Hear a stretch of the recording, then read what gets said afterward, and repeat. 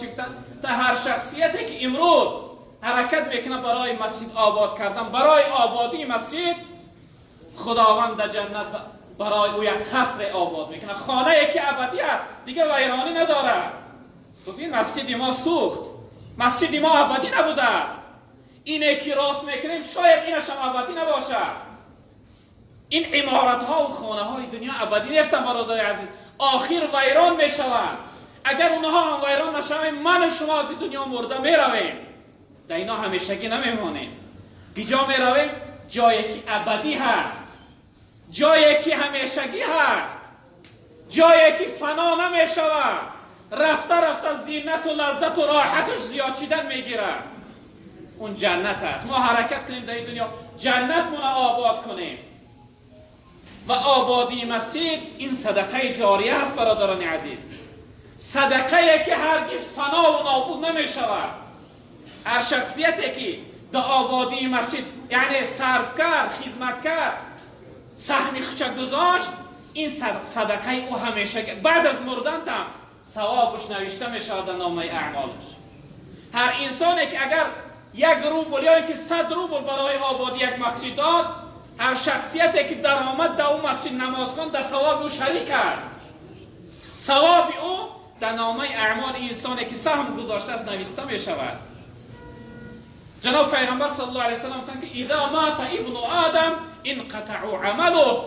تا وقتی فرزند آدم یعنی انسان مرد، خداوند نامه اعمالش محکم میکنه. نامه اعمالی که 2 ملائکه نوشتن میگیره، عمل نیکو بده، وقتی انسان مرد خداوند نامه اعمالش محکم میکنه.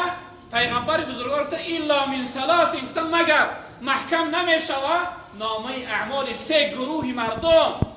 برادری بزرگوار، ما آیا ای 3 گروه هستیم یا نیستیم؟ 3 گروه مردم بعد از مردنش هم در نامه اعمالش ثواب نوشته میشود.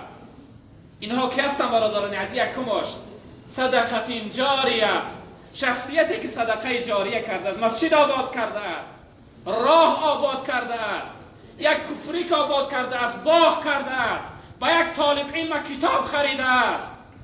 اینها صدقه جاریه هستند. تا وقتی که اون چیزش هست در نامه اعمال شخصیت ثواب. مرده در خانه قبر خواب هستی، اما یک نفر میره روزه 2 رکعت نماز تحیه مسجد نفل میخوانه، در نامه اعمال تو نوشته میکنه، در نامه اعمال تو ثواب نفلی و یا نوشته میکنه، چون که صدقه جاریه کرده بودی.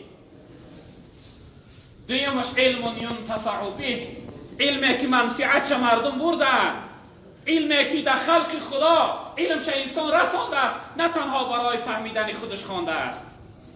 آخرش ولد صالح یدعو له، شخصیتی که از خودش فرزندی صالح باقی مانده است، فرزندش در خلق خدا یعنی در جمعیت خدمت میکنه.